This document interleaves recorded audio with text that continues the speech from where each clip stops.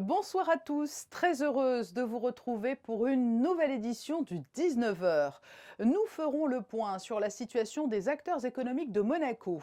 L'Assemblée générale du Monaco Economic Board vient de se tenir, l'occasion de prendre le pouls des 150 entreprises adhérentes réunies autour de Guillaume Rose, le directeur général exécutif du MEB, qui sera notre premier invité.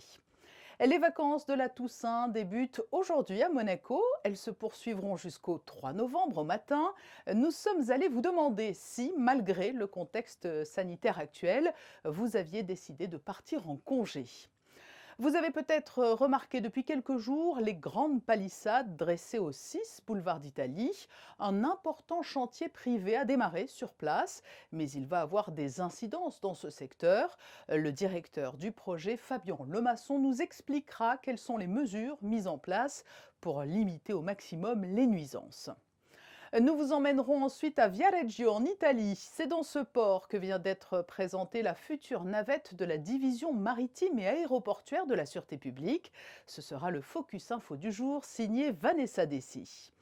Et pour débuter ce journal, un volet économique donc, alors qu'il est bien difficile de savoir quand le retour à la normale sera complet, après la crise sanitaire sans précédent que nous vivons, les acteurs économiques restent dans l'expectative et pour certains la situation est toujours aussi tendue.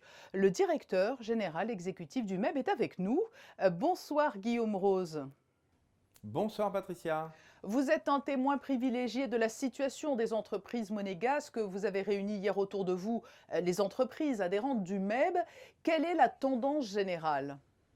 Alors la tendance générale, bien sûr, elle n'est pas neutre. Elle est à la situation de crise, il n'y a aucun doute là-dessus. La tendance générale, c'est en revanche l'optimisme. L'optimisme et surtout la volonté de combattre. On assiste à beaucoup de rebonds économiques, on assiste aussi à des entreprises qui ont tiré leur épingle du jeu, on assiste malheureusement à certaines difficultés sur certains secteurs, notamment l'événementiel, l'hôtellerie, le tourisme, mais beaucoup d'entreprises sont très combatives. Oui, alors dans ce marasme, quels sont les secteurs qui tirent leur épingle du jeu? Alors, tout ce qui est agroalimentaire, tout ce qui est trading, tout ce qui est bancaire et financier, bien sûr, résiste très bien. Ce sont des secteurs qui sont en plus très très forts à Monaco.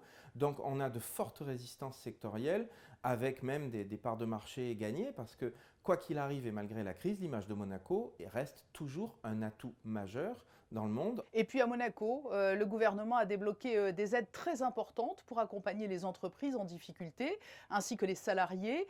Est-ce suffisant pour assurer la pérennité de toutes les entreprises?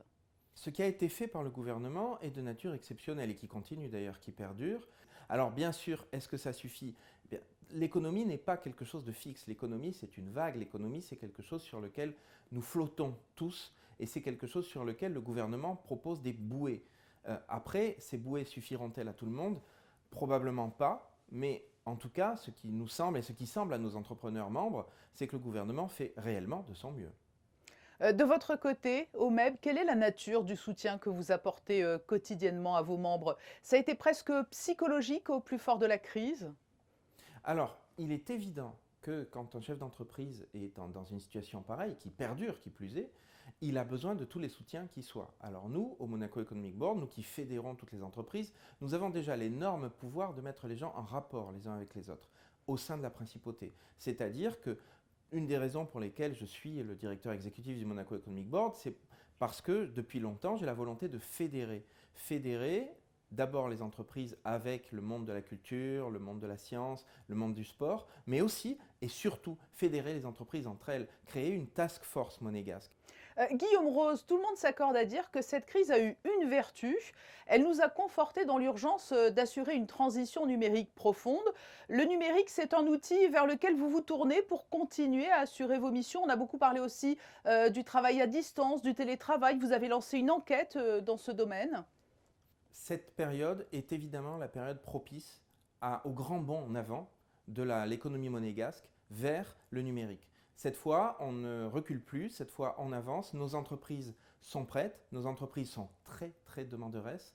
On sait très bien que les deux mamelles de l'économie à venir sont d'un côté la numérisation des entreprises, le numérique, le digital, et de l'autre la transition écologique et énergétique. Ces deux mamelles sont extrêmement bien représentés au sein du MEB, puisque nous sommes extrêmement sensibles à ces avancées du gouvernement et nous les mettons en avance auprès de nos entreprises membres. Avant la crise, le MEB menait régulièrement des missions de prospection et de communication à l'étranger. Ce n'est plus possible pour l'heure. Comment allez-vous pallier cette difficulté? Nous sommes tous les jours en rapport avec des ambassadeurs, avec des chambres de commerce, avec des entités économiques dans le monde entier avec lesquelles nous prévoyons, sans date, mais sur la base d'accords formels de déplacement, d'échange, nous prévoyons d'amener les entreprises monégasques dans plusieurs endroits, dans plusieurs pays. Nous prévoyons aussi, et tout de suite, ça c'est avec une date, ce sera du 11 au 13 novembre, nous allons par exemple monter une première émission, une émission numérique qui va consister à avoir, tout comme dans un déplacement d'entreprise, d'abord une présentation de la principauté de Monaco et ensuite nous allons pouvoir mettre les gens ensemble, numériquement, entreprise par entreprise. Est-ce que la donnée Covid va changer vos prévisions, notamment en termes de pays cibles? Est-ce qu'il y a des destinations dont on sait que les ravages du Covid sur place sont toujours trop importants et que cela ne va bien évidemment pas aider à favoriser les échanges économiques et donc cela vous amène à changer de cap? Ce qui est vraiment un vrai changement de cap, et vous avez tout à fait raison de citer un changement de cap, ce qui est vrai, c'est que nous allons nous rapprocher de ce qui est notre bassin, je dirais, régional naturel, qui est la région des Alpes-Maritimes. Donc nous nous sommes d'ores et déjà fortement rapprochés de la Chambre de commerce Nice-Côte d'Azur, qui est valable évidemment pour toutes les Alpes-Maritimes. Nous sommes en train de resserrer nos liens régionaux. Au moins, cette crise de Covid aura servi à ça, à ce que nous gravions dans la pierre un véritable échange quotidien avec nos homologues de la Chambre de commerce de Nice. Guillaume Rose, merci d'avoir répondu à notre invitation au lendemain de l'Assemblée générale du MEB. Merci beaucoup. Merci Patricia. Frédéric Hélion nous rejoint pour évoquer les autres grands sujets du jour, à commencer par la poursuite de l'aide aux sinistrés des vallées. Oui, avec tout d'abord le beau geste de l'AS Monaco qui avait organisé une collecte de fonds dans le cadre de son programme AS Monaker.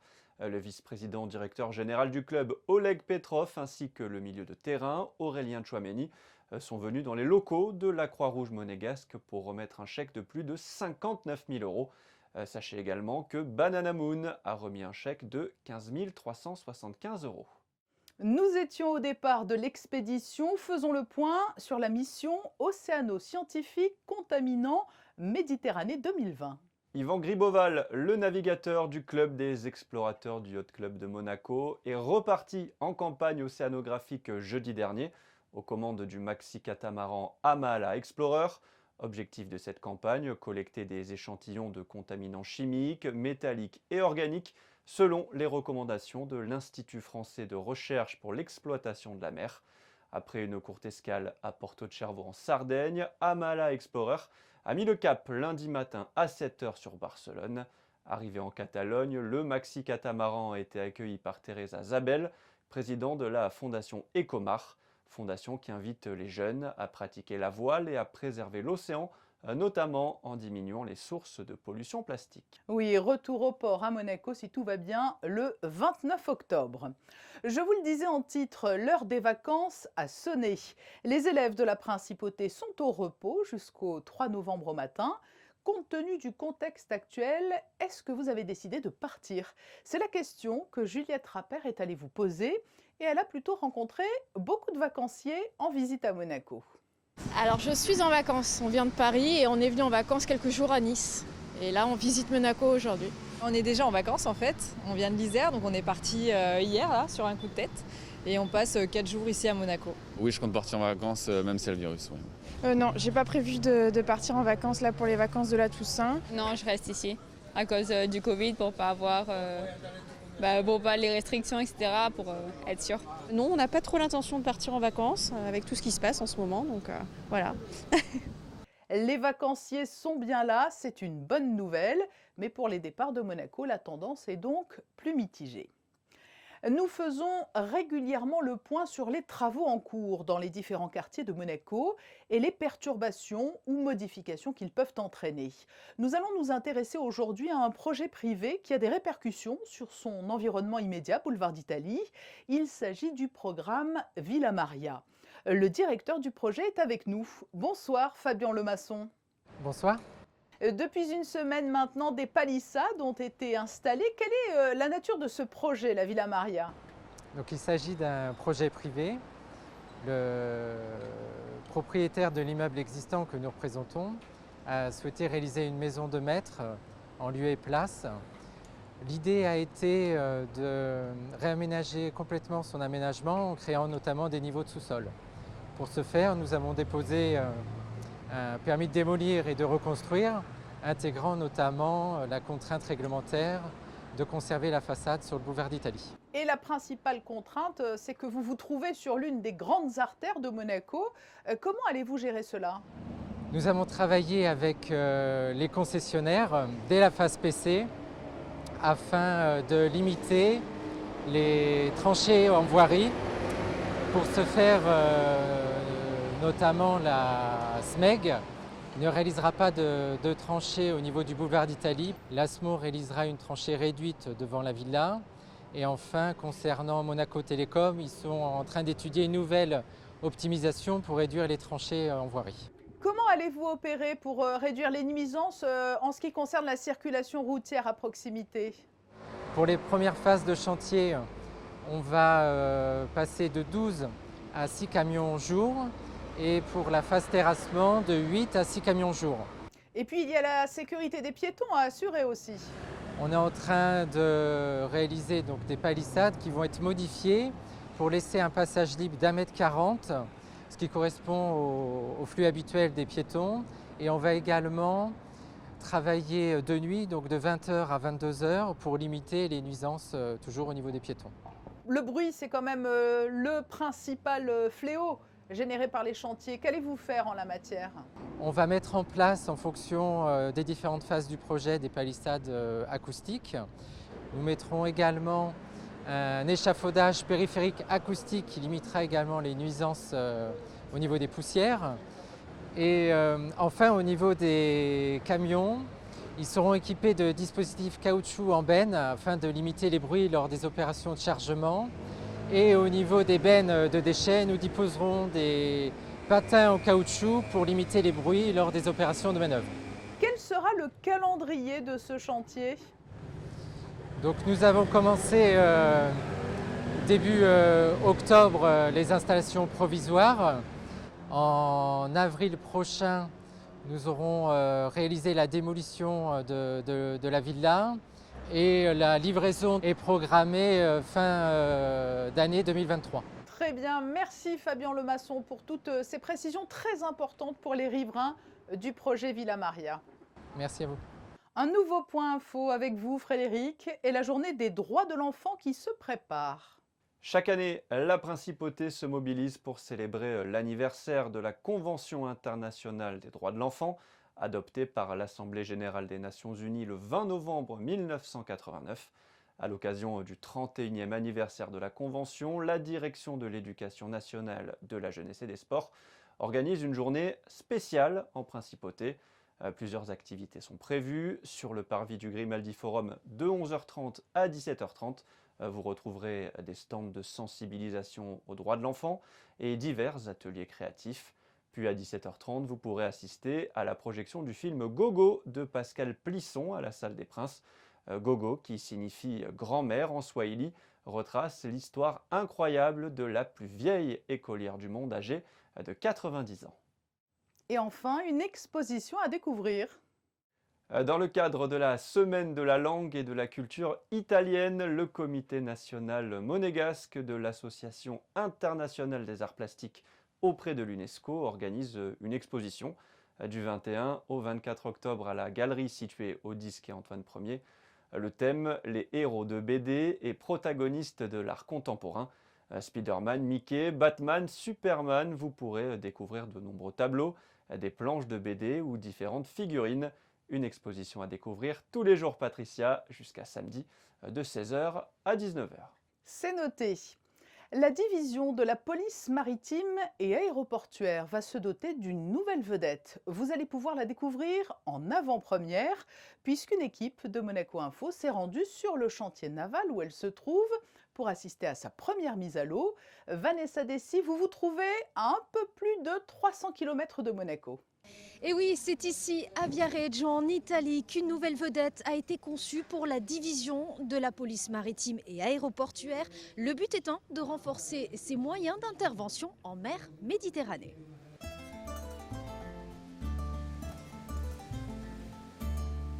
Opérationnelle sur terre comme sur mer, la police maritime renouvelle ses moyens nautiques. Les équipes travaillent de concert avec un chantier naval en Italie afin de concevoir une nouvelle vedette qui réponde au mieux aux besoins spécifiques du service.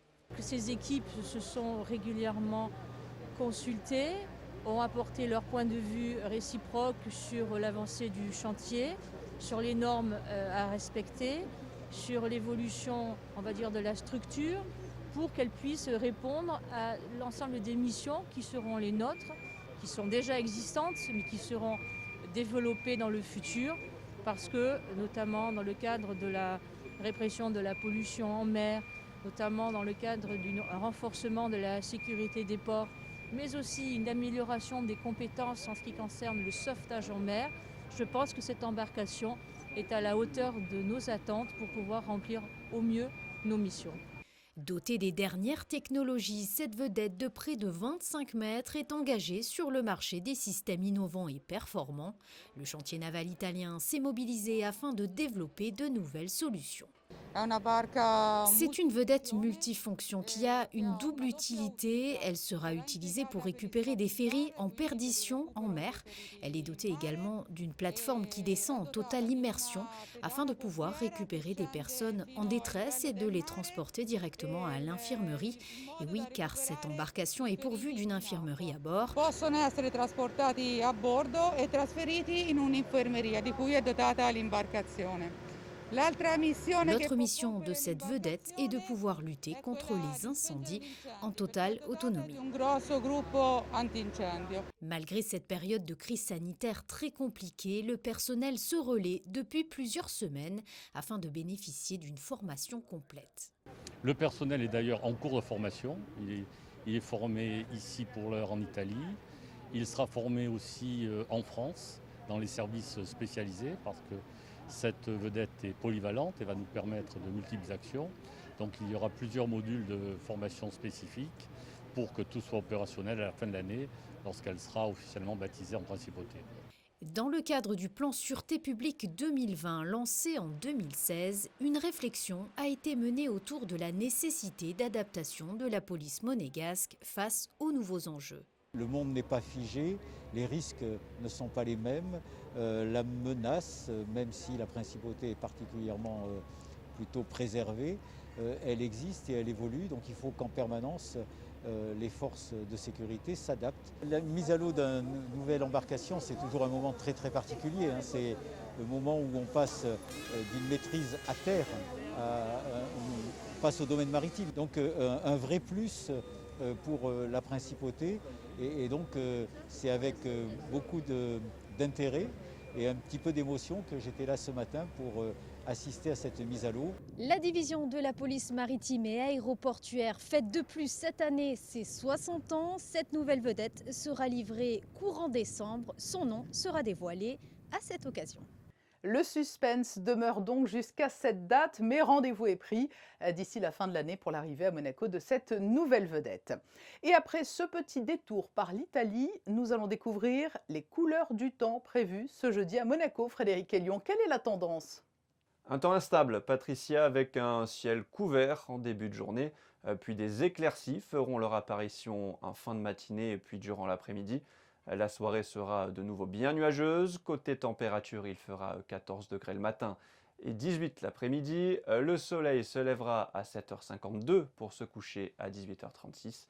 Jeudi 22 octobre, nous fêterons les Élodies. Nous nous quittons avec les photographies du jour sur un air de vacances. Manuel Vitali et Michael Alési ont mis en image cette première journée de congé scolaire de la Toussaint. Demain, vous retrouverez Émilie Rousseau à 19 h. Je vous souhaite à tous une très belle soirée.